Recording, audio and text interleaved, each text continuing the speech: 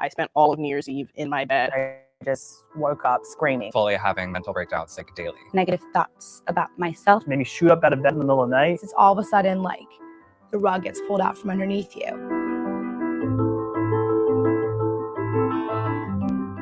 I've been dealing with mental health issues since I was pretty little, actually. The just huge array of emotions, trying to love somebody that you know that you're trying to help as much as you can, but at the same time, it's tough. It's kind of a death anxiety thing. I don't like, is it a disorder to just be so worried about death sometimes that you get like the cold sweats? Some days I'm completely fine. Other days it's a real struggle to get out of bed. I always just kind of make jokes about like how like frantic and anxious I get. So normal. Every single human experiences it. It got really bad in college and it was incredibly scary. When I first started working, and it was just a very stressful time. When I was a teenager and my parents would try to help me, I would get so mad and I would push them away and I was embarrassed. I thought I was just dealing with general college stress, but I realized it was really impacting me in a significant way. What I've thought for the first like 19 years of my life isn't normal. I was just kind of scraping by. I'm very much someone who's just like, I can solve it. I can do it by myself. I can do everything. I'm a superwoman. And yes, I am a superwoman. That is my night job, but also I need help. If you have a broken leg, you're going to go to the doctor. So if something's wrong with your mind, go to a doctor. I decided that I was going to go to a therapist, and that was life-changing because I was able to learn that some of my thoughts are irrational, that I am good enough, I deserve what I work for, and I don't need to judge myself all the time. A little over a year ago, I learned how to meditate. A lot of these stories that I told myself that made me really stressed out in my daily life started to melt away. Adopting this sweet dog who has already been helping my anxiety. Accepting that it's okay to take medication. Once you take that step, you're fully admitting I need help, not just on the level of seeking therapy, but like on a chemical level. I exercise daily, not to like lose weight or like change my physique, but I feel like that keeps me centered. Accepting help that was offered to me. Everybody should go to therapy.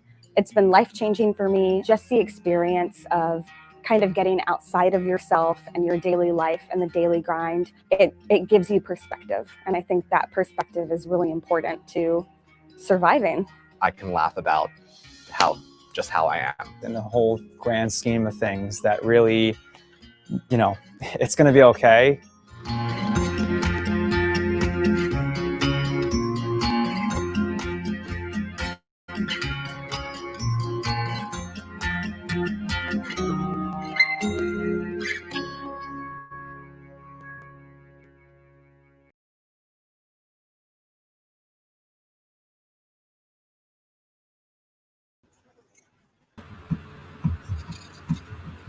Alright, good afternoon everyone. Sorry guys, medyo lag yung aking internet today. But it's another beautiful Wednesday tanghali, 12:07 to be exact. Hello Ma'am Betty, welcome to, of course, another one solid hour of Health Revolution. We've got a very special guest for today. Pero syempre bago natin pakilala, meron tayong magandang intro video. Babati muna si Ma'am Betty, pero babaguhin ko yung screen. Okay. Ayan, so ayan, magandang hapon. Okay, yeah, magandang hapon sa inyong lahat, and I hope you're enjoying your lunch as we share with you some insights into our topic for today, which is redeeming your 2020 with our special guest. So I think excited na siguro lahat ng tao. Yes, oo, kasi tatlong buwan na lang ang natitira, October, November, December, di ba? So I think we should plan ahead na rin, no, for 2021. Meron pa ba? That's what we need to find out now. Meron pa ba tayong pag-asa for this third quarter? Because basically almost, di ba, almost half of the year talagang lockdown, pandemic, fear, di ba, joblessness. So we have to pay God parang... Yes, there's always hope naman at the end of the tunnel. And if you listen to our government officials, diba, sabi nila the Philippines make a quick rebound. So let's hang on to that, and let's and then let's listen to our speaker for today. Yes, we have one solid hour with very, very familiar name and face sa mga, sa corporate and sa mga, especially in coaching and, in motivational talk. Yeah. Okay, Yeah. so before meron kasi tayong, actually meron prepared dito na intro video. So before we can see him in the, well, hindi, in the online flash, ito na muna, how to introduce to you guys. Of course, many of us know him. So ito na. Play natin ang intro video. Here we go.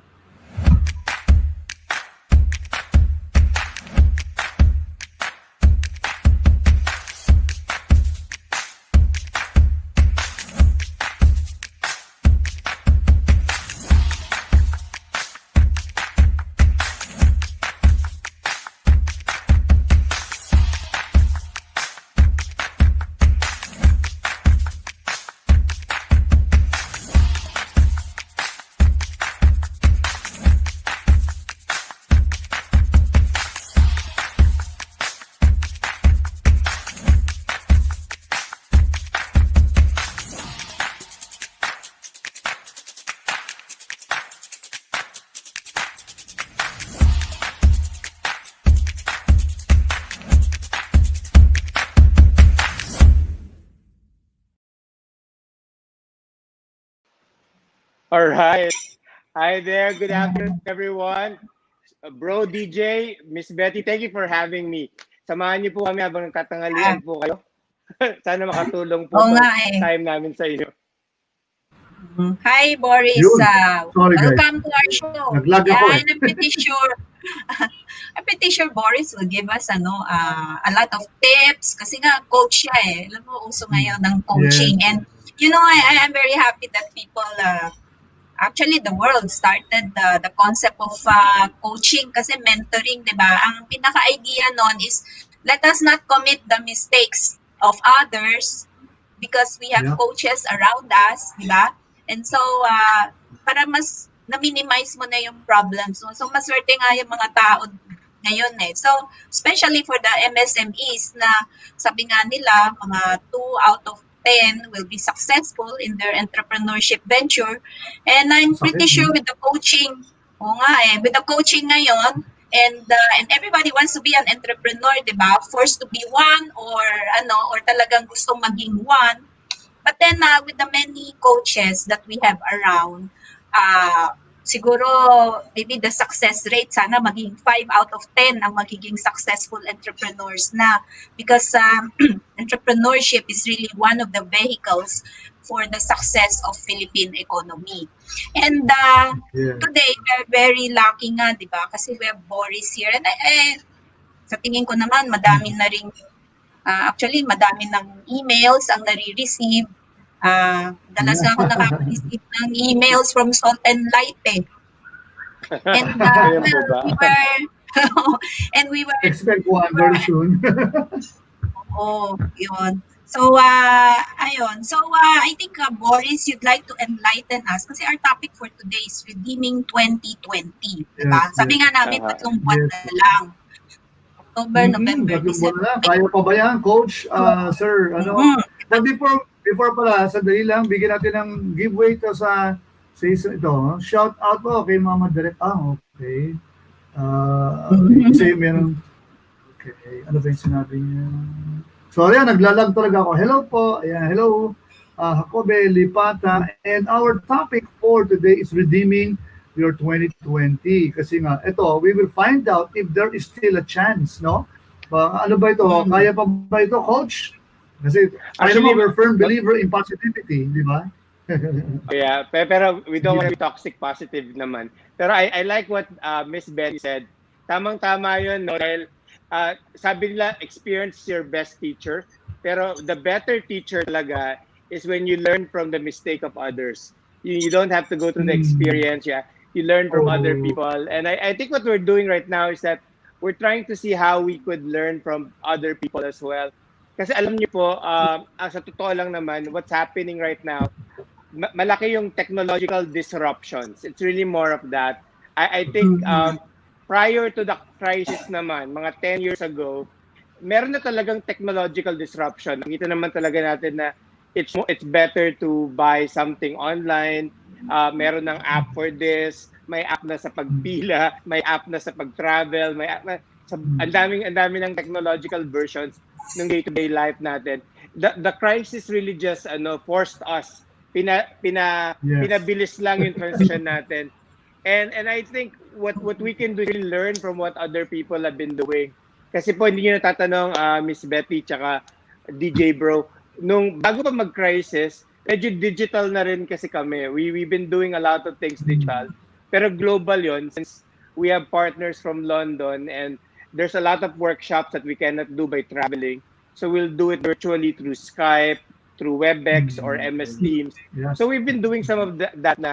Ngayon lang nangyari, nagkabiglaan sa Pilipinas. Sanay kasi tayo face-to-face, di ba? Sanay tayo, we do a lot of the things that we're doing right now. Kailangan merong human touch.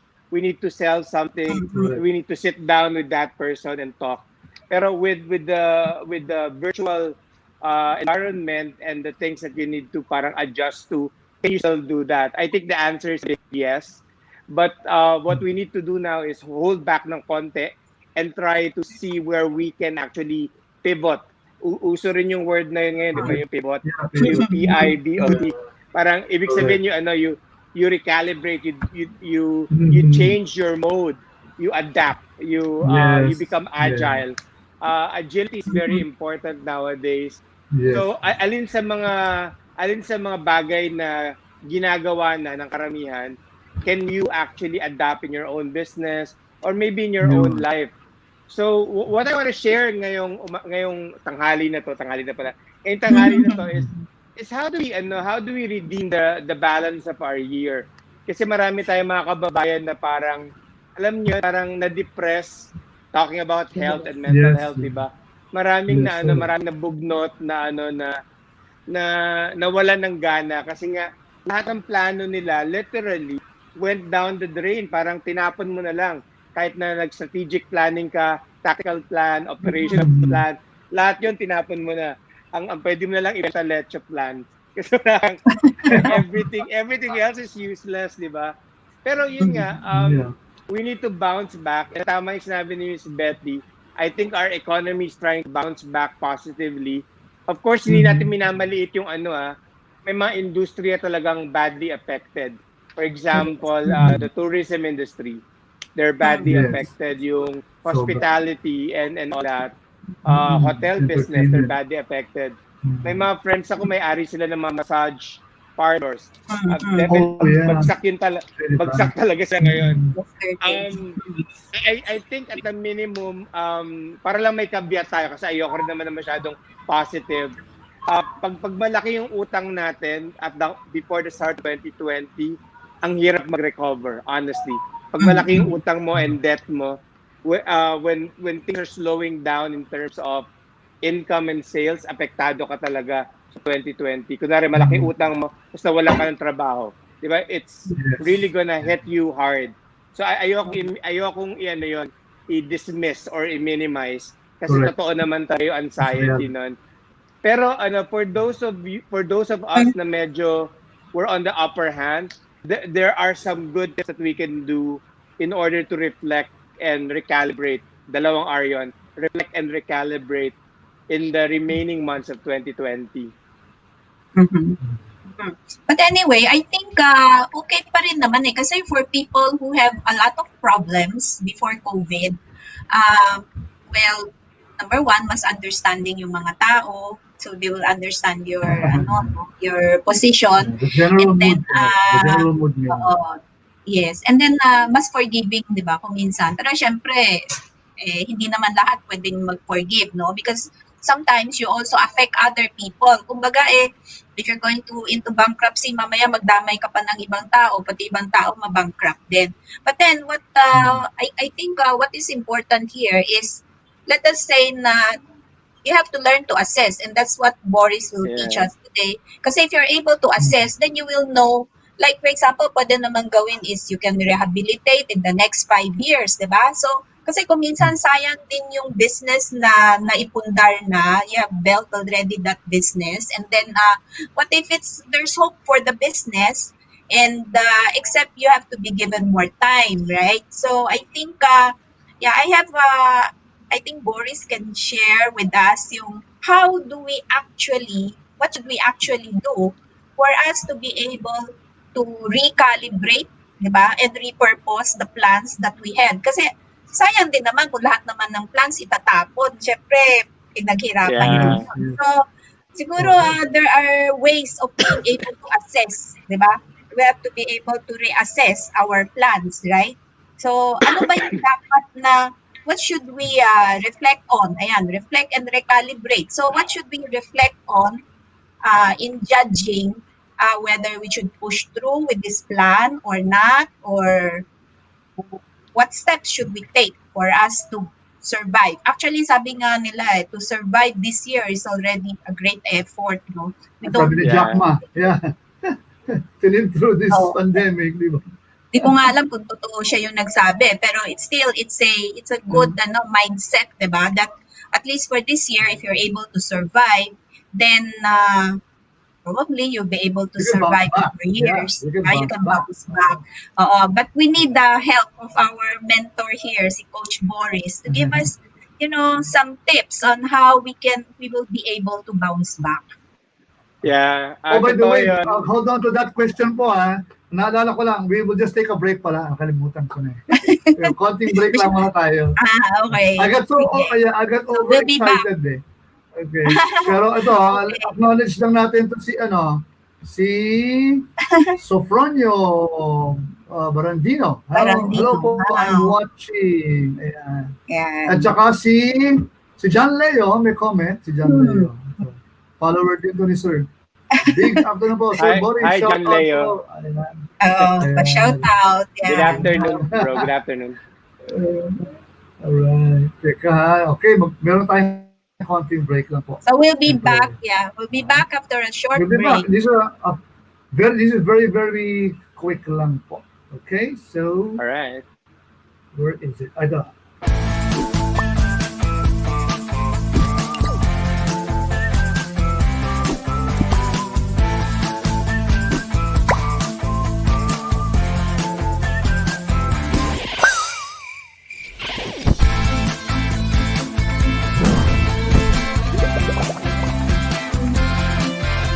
Kahit na ang life is always on the go din ang fruit and vegetable drink mo para ang health goals, love with gusto.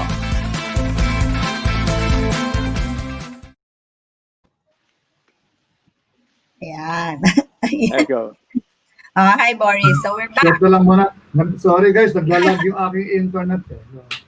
Kaya hindi ko flow. Anyway, ayan, let's continue on with the topic. So we were talking about, diba, what should we do for the remaining 3 months regarding our plans? Well, I think one of the things that we need to realize is, I think God has given this year for us to really think a lot. Kasi di ba naman siya tayong busy, patong-patong yung mga ginagawa natin. Parang normally, lang tayo we're fueled by our adrenaline. Kumbaga masyado tayong busy. At I could remember yung 2019 ko was so toxic. Kailangan ko talaga mag-out of town, out of the country just to recover from the toxicity of that year. Etong 2020 is a blessing, kagaya na sinabi ni Betty, because we get to spend some time with our loved ones, be at home.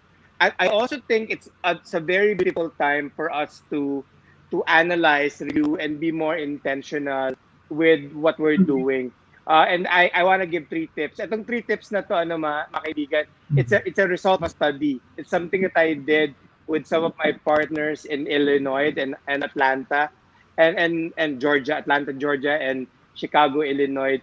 And the study was actually published and articulated in a lot of the webinars that I do for Rappler. I do some of the shows for Rappler.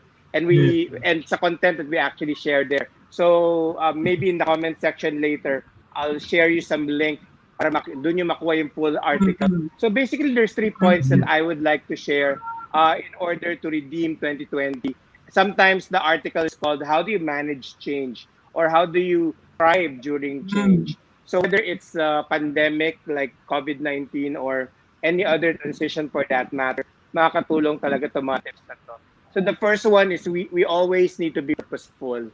So we need to remember that. I know it sounds cliche-ish or ethereal, parang ang dating, ayan na naman, purpose na naman, ganyan, and all that. But it's very important when you think about it. Because if you try to think, what is the purpose of your business? Bakit ka ba nasa restaurant business? Bakit ka nasa hotel business? Or bakit ka nasa training business or education business? Why are you doing what you're doing?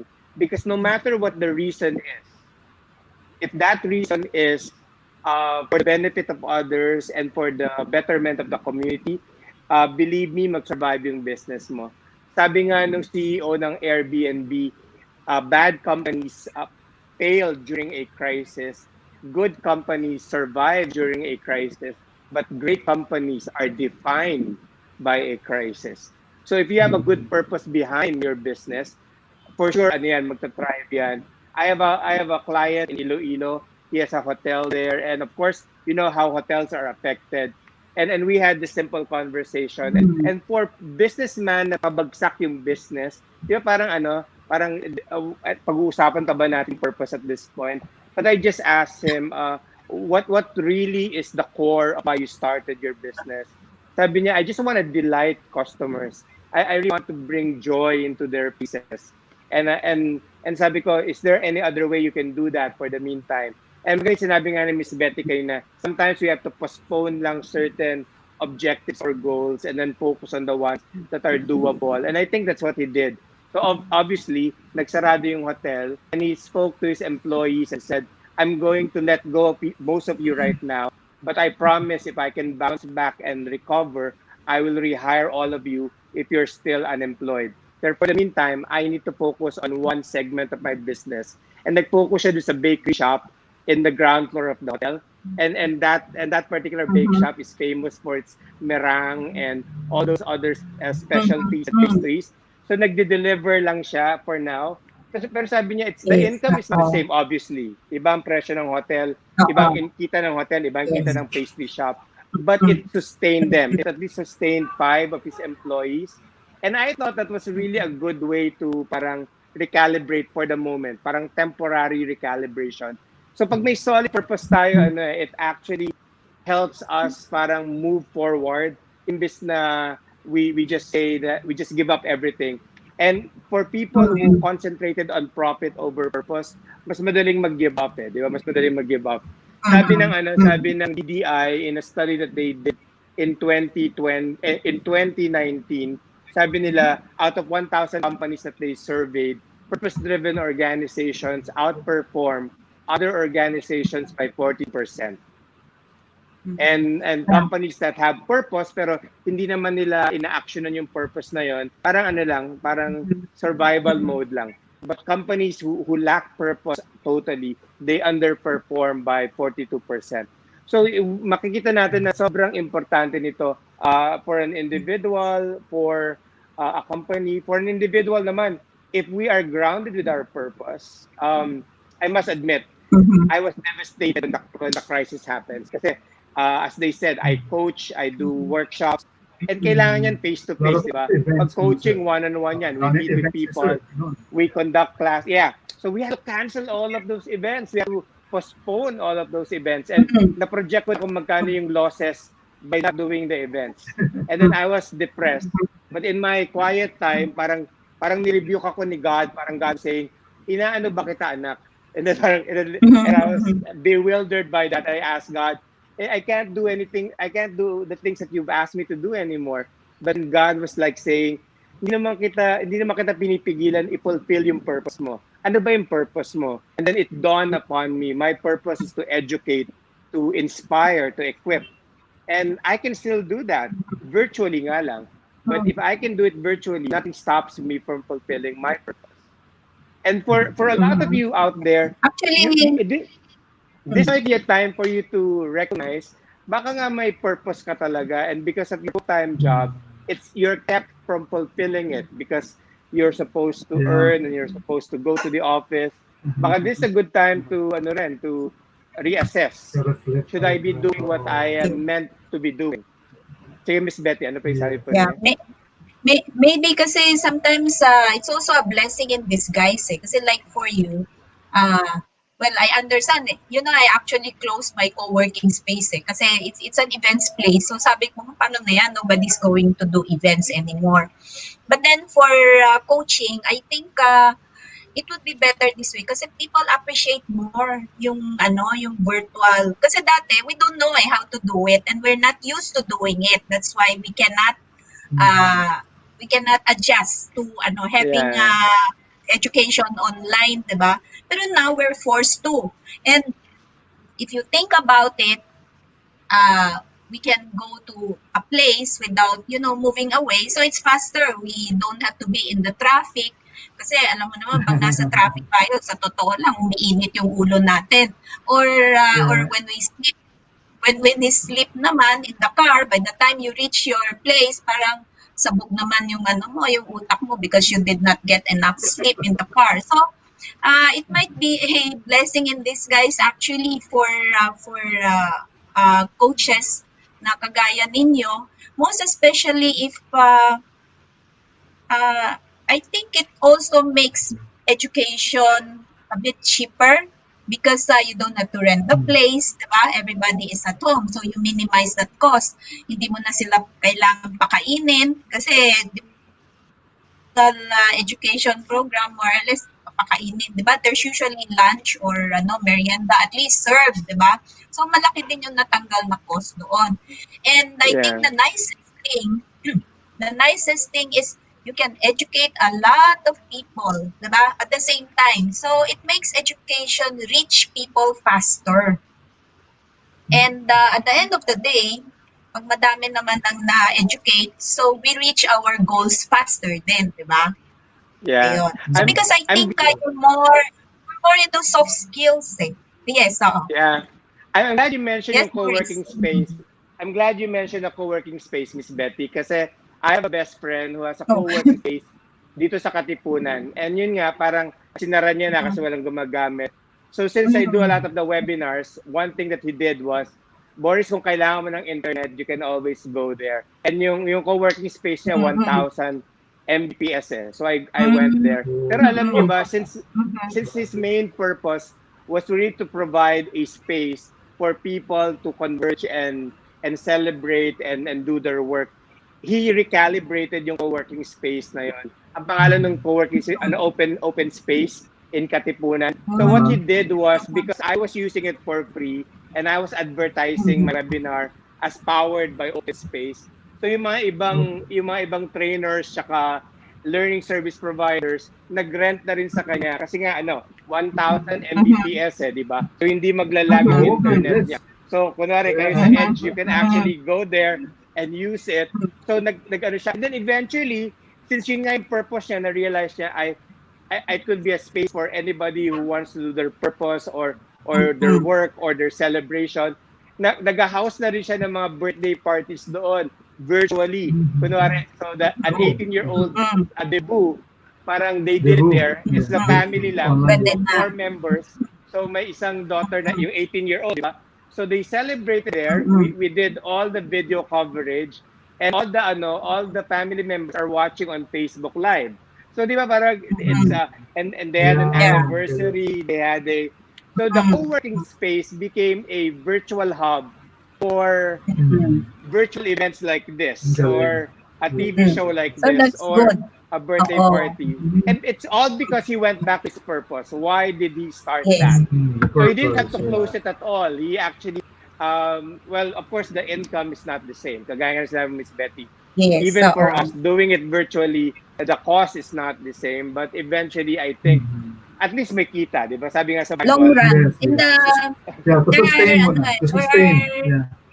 there are unseen benefits in the long run. Kasi kung kunyari, for now, we're thinking of, like us, di ba? Okay, so like me, I have a co-working space, pero I have to close it down kasi nga hindi naman masyadong maganda even before COVID. Pero unlike your friend, kasi yung friend mo, kasya yung 1,000 people. Ako kasi pang ano lang yun pang 150 to 100. It's a small space, Pero ako naman dati, kasi I use it also as my marketing, I put my marketing arm kasi doon sa place. Medyo mahal to maintain, no? But I'm happy kasi, well, actually, it's a very nice place in Ortigas.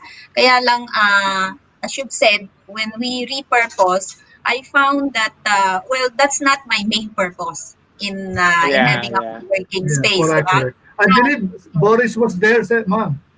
He was there with our marketplace influencers. One time yata, no? Diba? One time. Then yun kay Ma'am Bell Inflation. Yeah, I remember now. Nandun siya, kasama ni Shane. Si Shane na. Tommy Shane, yes. Although sa totoo lang yung office ko na yun. Yeah. But actually, in my office right now, which I converted, I also have another space na pwede naman din maging co-working, except we converted into a production place na. But anyway, in business naman, people are always, we always adapt. Diba? Dapat very adaptable tayo to what's happening in the business, right? Pero yun know nga, as in any business, I believe that human resource is people should think of human resource as an asset, diba? And I think Boris is correct in focusing on the soft skills of people. Boris, sabi ko, ano ba yung pinoprovide ng coaching mo? So Boris was saying that he is more on the soft skills, and when we say soft skills, diba, that's more people skills. And I think the Philippines has a lot of that to offer. But yun na nga, but unfortunately lang, skills level ng mga employees natin is something that we would have hoped that should be better. And I think coaching from these companies, I think that's Salt and Light, no? So, and maybe Boris, you should tell us more on what Salt and Light do. And also, ano ba yung mga affiliations ng Salt and Light? Okay. Well, Salt and Light is a learning service provider, like what I said when we were talking off air kanina. And basically, what we do is we do consultancy with clients first. Para kaming merong diagnosis. We parang doktor. I think if I would find another profession similar to what we do, before we prescribe the right program, we need to understand what the needs are. For example, for some businesses, people need to improve their communication skills. So we will focus on that. For some business, they need to improve their thinking skills, because thinking is basically in different levels. You have problem solving, you have decision making, and you also have critical thinking. Pero the base of that is common sense. Diba sabi nga nila, it's common sense nga, but it's not too common for a lot of people. So we train people on the thinking stage. And then we also talk about influencing and persuasion, especially kapag sales yung grupo. Para how do you persuade, how do you influence. We also talk about managing your team, kasi there's also different ways, different management styles. So Salt and Light Ventures is basically a very broad learning provider, because we can talk about any learning dynamics, from intellectual to cognitive to behavioral. So from knowledge, attitude, and behavior. Siguro that's one way to define it. So and we have several partners. So we have individual partners who actually run different programs altogether. But we also have international partners who provide programs for us to run in the Philippines.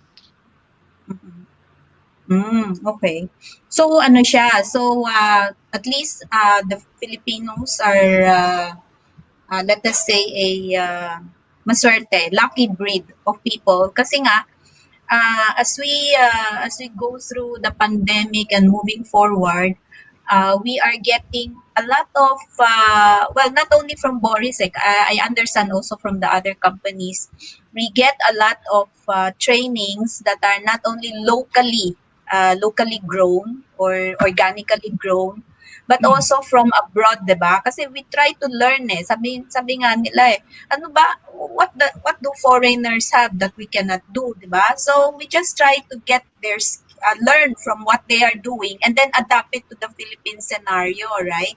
So I think that's the best way to move forward. In much the same way na I hope that the people who have companies to run, na syempre you have made plans, no? And then you try to adapt. At right now nga, we can always have more time to Google, diba? Although more demanding ang mga tao, no? Parang as if kailangan ka i-meeting, kailangan kaya mo naman mag-meeting, no? So since it's done via Zoom. But I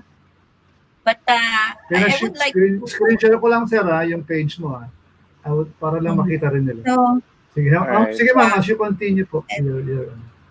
But as I was saying, sabi ko we're a very lucky breed kasi nga we get government support. The DTI is greatly supporting naman the mga MSMEs, no. Ang kulang na lang is for the MSME to implement whatever changes that they can apply. And actually ang daming madaming pwedeng gawin. So in short, hindi naman tayo dapat mawalan ng pag-asa, but we try to learn, diba? We try to learn from as much as we can. So right now we have more time to Google. Sabi ko, yung mga tao ngayon, hindi nga kailangan ng training sa mga companies. They can just Google. Although, it would be nice to have a coach kasi personalized naman siya. Kasi we can get general ideas, di ba? Kahit nasaan ka naman mag-Google, madami. We can learn. Kaya lang, kung minsan information overload siya. So, sa dami nung naging options, hindi na ngayon malaman kung ano yung dapat gawin. So, we try to assess then. So, I think Boris can help us with that, di ba? So, yeah. Well, Miss Betty, DJ, can I just go back? 3 points tayo. Baka our audience waiting for that. So on the second thing to redeem 2020, I really would like us to embrace the mentality and attitude and habit of prioritizing. And it sounds simple, no? When I say prioritize, pero actually there's a science and skill to this. There's 2 categories. These are very common names and common words, sir. Well, purpose, the prioritize, Pero the objective of this is there are 2 categories. When you prioritize, you have to measure impact and feasibility. Impact and feasibility. Impact means alin ba yung mas may value sa'yo? Ano ba yung mas makakatulong sa'yo tsaka sa kumpanya mo o sa personal mo? Kasi may mga high impact na bagay, may mga low impact na bagay. Tapos, ano yung feasibility? Ibig sabihin ng feasibility, posible. Ibig sabihin, realistic, doable. Ibig sabihin, you have the resources, it's available to you. So, it has to be the combination of 2. Kailangan high impact at high feasible. Pag high impact lang pero low feasible, ibig sabihin siya available. Kunwari, gusto kong mag-webinar, wala ka namang internet, di ba? Parang, paano ka mag-webinar? Subscribe ka muna, di ba? So that's an example of a high impact pero low feasible.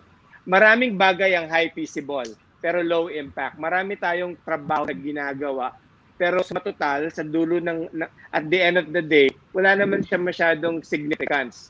Mahalaga siya pero in a crisis, kunwari sa ngayon, baka kailangan mong sukatin lang muna, makatulong ba siya sa sitwasyon mo ngayon? Kung nagsara yung business mo, do you really have to do this now? Kunwari, bookkeeping or parang packing out things. Baka naman pwede mo na lang gawin yan after this year. Maybe what you should do now is focus on income-generating initiatives that are high impact and high feasible. So para siyang chart, di ba? You try to segmentize things. Ano ba yung high impact, high feasible?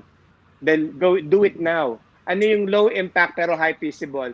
Maybe you can delegate it. Maybe somebody else should do it. But it should not consume your time because you need your time for valuable things. Maybe it's high impact pero low feasible. What do you need to do? Baka you need to research more.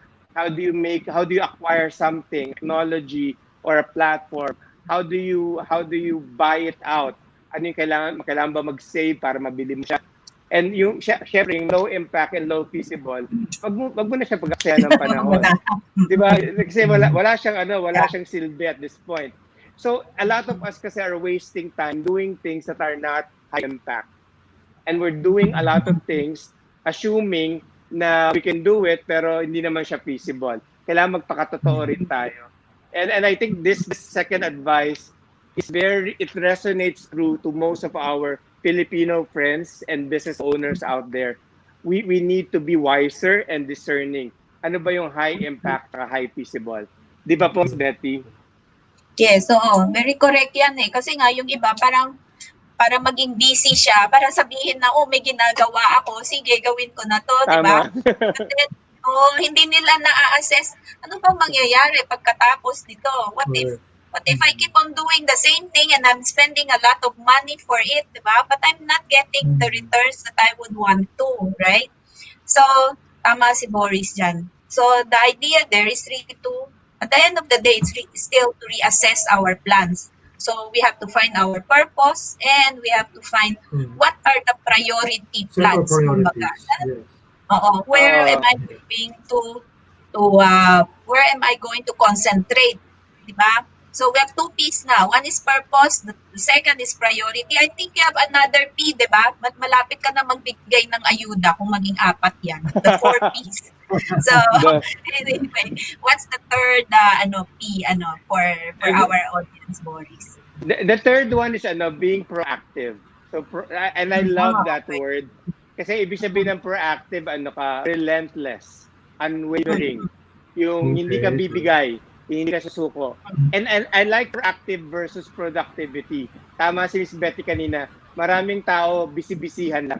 Kasi we busy pero wala naman talaga nararating yon. But being proactive, your busyness is for a good cause. Kaya siya konektado, di ba? Yung purpose mo, even though you know your purpose, kailangan mo rin salain ano yung dapat gawin mo. Hindi lahat ng opportunity maganda. For example, of course, my purpose is to do this. And I remember getting an offer to do an online show. Pero ababa ng viewership nung grupo. And then Rappler wanted me to do one for them. Yun, mataas ang viewership nun. Pero niisip ko, kung gawin ko siyang weekly, baka nakakapagod kasi hindi naman ako kagaya nyo guys eh. So iba yung purpose ko intentionally. But then there's this group called the PMAP, People Management Association of the Philippines. Puro sila HR practitioners. They wanted me to do an online show. So between the famous one and a concentrated, targeted group, community, mas pinili ko yung PMAP. And because I was prioritizing, I was trying to see the balance. Now, after you prioritize, pag nakapili ka na kung ano yung high impact tsaka high feasible, don't give up on it. Go lang ng go. Dito pumapasok yung pagiging proactive. Karamihan ng mga maliliit na companies, yung mga technology-based companies, kaya sila naging successful because of their proactive mindset. Meron silang principle na persevere and pivot. Persevere and pivot. So, dalawang piece na yun, Miss Betty. Yung persevere, pag may... Magbigay ka na ng 5 na. Anak ko, malaki na ayuda namin dyan. Pero ang point lang nila, pag may idea ka, subukan mo kagad. Yes. Tapos, matuto ka sa pagsubok mo. So, habang tinatry mo siya, syempre, nakita mo yung how customers are responding to it. Learn it. Pag pumalpak siya, pero alam mo, purpose mo yun eh. Tsaka alam mong high impact siya. Just bawiin mo lang, revise it, and then try it again. And then learn from it. Kaya persevere and pivot. So pag proactive ka, there's 2 things that you do. Go lang ng go, pero pag nagkamali, bumagsak, bangon lang ulit. Try it, redo it, and then launch it again. Persevere and pivot. And a lot of the businesses that are successful are mainly because they know how to persevere and pivot. Mabilis na halimbawa lang. Unilever, they're the first company to offer online purchases sa website nila and free delivery. That's persevering and pivoting. Angkas. Yung Angkas na 'di ba sila, they Oh, yeah. They just bring passengers from one point to another. Ngayon, they Yeah. deliver food na rin. Tawag Delivery. ito, human nature uh, pivoted so much. Sila Anna Meloto Wilk, they did a good job in persevering and pivoting. Airbnb, they don't, syempre sarado na lahat ng kanilang mga, tawag ito, mga houses for rent. So they now Yes. have a virtual experience for rent. Gusto mo bang maging Olympian for 1 hour? Dadali ka nila doon. Gusto mo maging Parang virtual artist, reality na. may virtual Broadway star for 1 hour. So, ang galing nung pag-recalibrate. And that's what I mean by being proactive. Hindi ka mawawalan ng loob. You're relentless. You try, you recalibrate, and then you revise it if it needs revising. Well, I'm happy with the word proactive kasi kami ganun eh. You know, we Yeah. also Very good. conceptualize this show because one of our aims is proactive healthcare. By the way, kasi I'm in the health and wellness supplements. That's why Ganda. kaya our show is Health Revolution. So we want to change the mindset of people about health. So we're saying na dapat proactive ka with your health. Why wait Proactive, yeah. for you to become sick, diba? Why wait for you to become sick before you do something about your health? Dapat proactive, you prevent from getting yourself sick, most especially during this COVID season. Sabi nila, kinatatakutan yung COVID. And what I'm saying is, why only COVID? You have to be afraid of all the other illnesses. And we know for a fact that the number one killer is cancer, diba? In the Philippines, kasama pa dyan yung TB, yung mga So we really have to be proactive with our health to prevent ourselves from getting sick. And with this COVID-19, actually, I'm so happy. And not because a lot of people are getting sick, but it actually changed the mindset of people that it would be more important for them to be proactive with their health. So in much the same way, so now so with your inputs, Boris, people will also realize that in all aspects actually of life, dapat proactive. Kasi ang Filipinos palaging reactive di ba? They never know that you prevent more problems if you are proactive. So even before the problem comes in, dapat medyo pinag-iisipan mo na what if this happens? What are you going to do? So that you prevent that circumstance or that situation from happening, di ba? Yun. So today, That's very commendable. Thank you for sharing that. The reason why you put together the show is because you're being proactive about your business. And totoo rin po yung sinabi nyo, reactivity is the opposite of proactivity. And a lot of people are reactive and we should not. Para hindi tayo nabibigla ng mga crisis kagaya nito. Oo. Yun na nga. Some people sasabihin nila, yes, Raymond.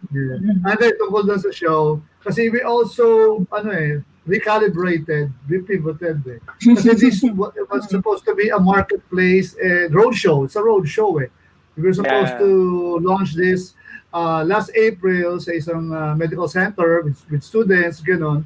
Then this pandemic came, April dapat yun The pandemic came in March.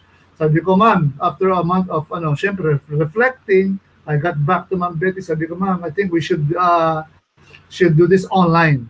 We should not be hindered from doing this. Very good. Kaya, until now, we started April tayo, di ba? April din na. Diretso na. Online muna.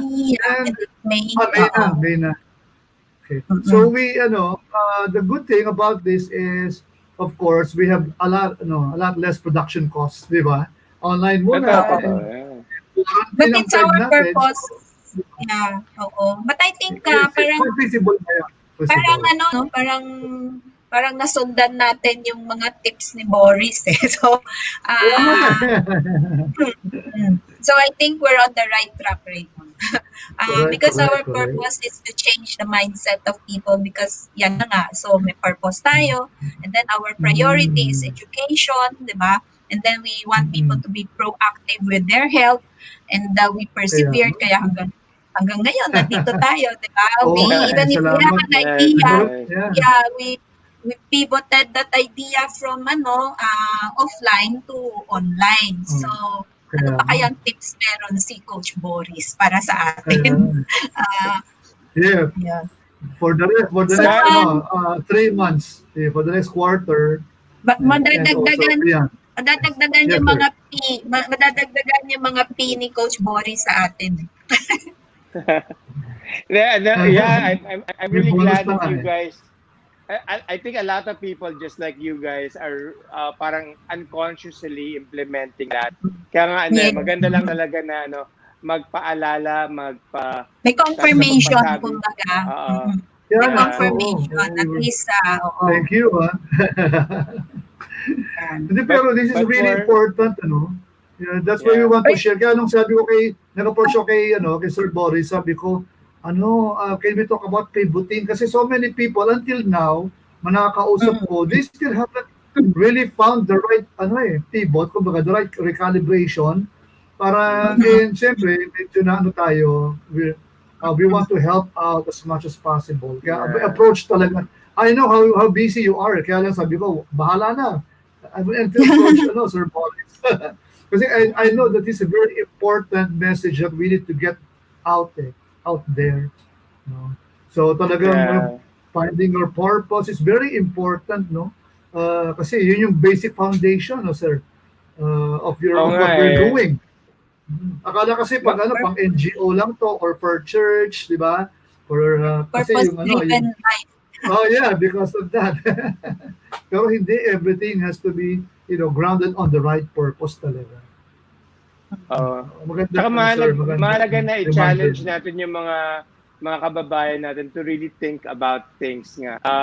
Para lang para inventory, parang take stock of the things that you have, what you're doing, evaluate it, assess it, prioritize nga, and then parang kung ano yung mga natira na alam mong importante para sa'yo tsaka sa kabuhayan mo or sa ikabubuhay mo, then focus on that. Parang do your best in that.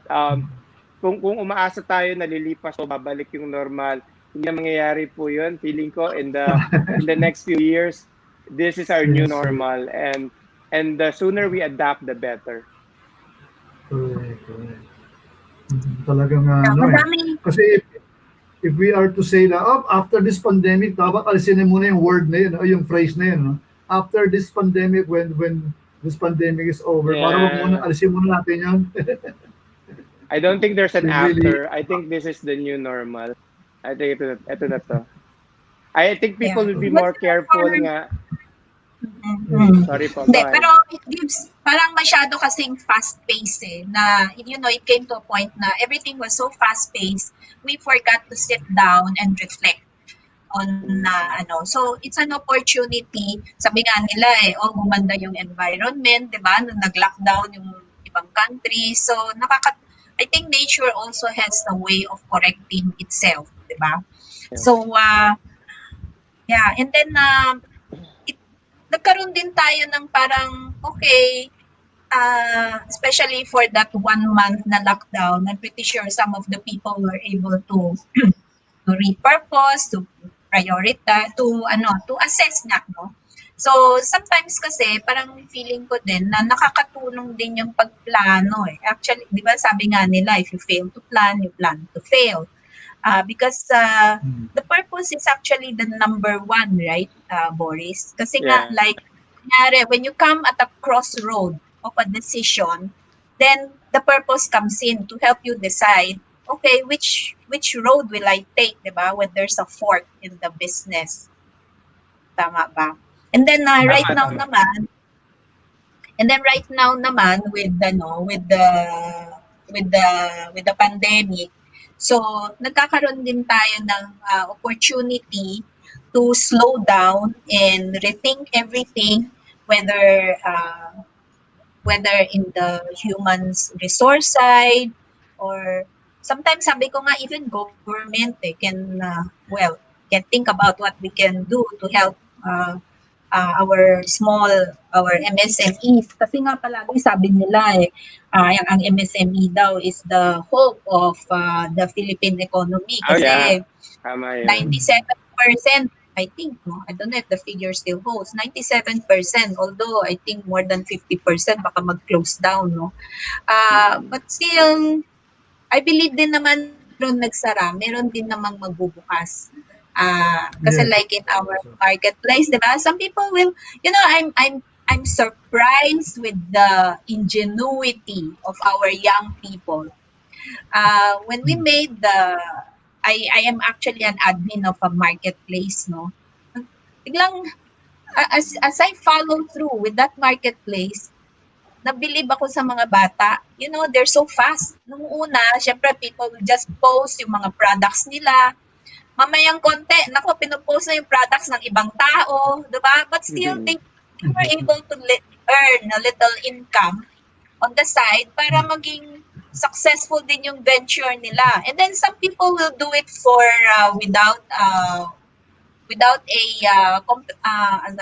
earnings kasi they feel that, oh, this is my way of servicing the community. So, as you've said, kanya-kanyang purpose yan eh.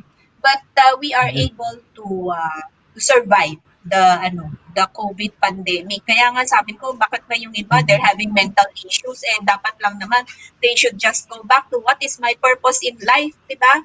I mean, you know, your purpose in life is not to be depressed and just to sit down. Oo, the bottom line is you find BORIS. yes, you find something something great to do. Pag hindi nyo alam, tanungin si Mr. Boris. Ano ba negosyo pwede? Diba? Okay, we will, yeah. Yes, ma'am. We will have to take a break muna. Then we will summarize. Then, of course, we will ask Sir Boris to, give us yung talagang itong parang summary of his message. Yung takeaway for our episode. Kasi talagang very, very important. Magandang message pati for all of us. Okay? So let's take a quick break because we have to, pang ekonomiya lang to, mga kapatid. Kinilala ang kalidad ng Berry Gluta sa katatapos pa lang na 3rd Outstanding Men and Women of the Year Philippines 2019. Sa galingan ng Berry Gluta sa beauty and wellness industry, hinirang ito bilang Philippines Brand of the Year. Congratulations to Berry Gluta, one of the awardee of the Philippine Outstanding Brand of the Year. This is Innovations Gateway. We'll be launching the first and only hexagonal and berry-coated gluta tablet in the Philippines, which is Berry Gluta. Ang Berry Gluta ay powered ng 5-in-1 skincare formulation. It is composed of glutathione with rose petal extract, which is a Japanese patent ingredient, plus acai berry, and then vitamin C and inulin as its prebiotics. Ang Berry Gluta ay malapit ng mabili sa leading drugstores nationwide. Berry Gluta. Lutang ang iyong dagdag. Mahalagang paalaala, ang Berry Gluta ay hindi gamot at hindi dapat gamiting panggamot sa anumang uri ng sakit. Yeah. Okay. Yan yung one of our products. Health and beauty. Sabi nga purpose. So our purpose is to bring, our main purpose is actually health. Diba? So we do it through our health supplements. Yes. But then people pay lip service to health. So sabi namin, sige nga, pagandahin din namin kayo at the same time. So we came up with this Berry Gluta. Si Ma'am Lot Tolico is watching. Shout out. Okay, so thank you guys. At Sir Boris pala, thank you. Baka meron ka muna gusto i-promote before your takeaway for today. Well, wala naman. Please follow us lang on social media. Actually, may promo yata yung team ko eh. So if you are watching right now, if you have an Instagram account, if you follow my Instagram account at Boris JOAQUIN, you get a free ebook entitled Project Purpose, Find Your Why to Find Your Way. So ano po yan, they give it away as long as you follow the ano. So yeah, just follow it and give us a private message and somebody will give you directions on how to claim your book. Okay. Dapat mag-register na tayo, Raymond, para we will get the free ebook. Yeah, you should get it. You're a follower of Sir Boris. Yeah, thank you. Everybody likes something that's free. So Boris, let's wrap up yung takeaway mo for our audience for this lunchtime. So I really would like to so basically what we're trying to do is redeem the rest of our year But we're not just redeeming 2020. We're trying to redeem our life. So kung ano man yung buhay mo, ano man yung kabuhayan mo, masasalba mo lamang yan if you are very intentional in the things that you're doing. And of course, we have to begin with purpose. What's your purpose? What business are you in, and why are you doing what you're doing? It's important also to prioritize, to make sure that you weigh the value of the things that are presented to you. Because alam nyo, sa totoo lang, ang buhay, it's not an option between good and bad. Sa buhay natin, it's always an option between what's good and what's best. And if you know your purpose and you know how to prioritize, you will always grab the better opportunity that is in front of you. And then the third one is go lang ng go. Be proactive. If you're proactive, you are bound to succeed. Eventually, if your ideas are aligned with your purpose, and you know that it's high impact and it's benefit more than just you and everybody in general.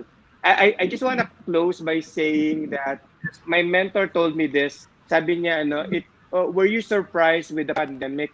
Were you surprised by the crisis? Kasi karamihan ng tao, we were caught by surprise. Disrupted. The disrupted, diba? You were interrupted. But I need you to know that although you were surprised, God wasn't surprised with the crisis. Planado to. It's really intended to happen. And I think what happens is when you are living and healthy during this crisis, pinagkatiwala sa iyo itong panahon na to. You are a steward of the crisis. So what you do with your life, with your business, and with your community within this crisis will reflect on how purposeful you are and how proactive you are in your pursuits. So tandaan mo lang yun. Pinagkatiwalaan tayo with this particular moment in time. Let's be good stewards of that. Yun na nga, at the end of the day, it's your faith that will pull you through this pandemic, di ba? So, yeah, exactly. Yes, dapat have faith lang in yourself. There's no room for mental depression or whatever that you are thinking. It's always your faith. Surrender. Oo nga sabi nga no isang guest natin faith in the God of your understanding. So whoever is your God, pray to Him, diba? And have faith lang that He will help you pull through everything. Ayun. So kahit na anong pagsubok ang dumating, it's your faith that will guide you in whatever decisions that you have. And so thank you very much, Boris, for this very enlightening lunch and then your tips. So, So thank you, everyone. So we hope to see you again next Wednesday. Yes, next Wednesday. Sinong guest natin? A dentist, next week. So, we're going to redefine. Okay. Redefining oral care. Redefining oral care. Changing your mindset about oral care. Okay. So, thank you very much, Raymond. See you again next Wednesday. Thank you din sa ating mga ka-revolutionaryos. See you again next Wednesday. And you can guys actually watch this on replay sa ating Facebook page at saka sa YouTube channel. So God bless us all. Thank you. Enjoy the rest of the afternoon. Thank you, ma'am. Thank you, everyone. Okay. Sige, bye-bye. Bye.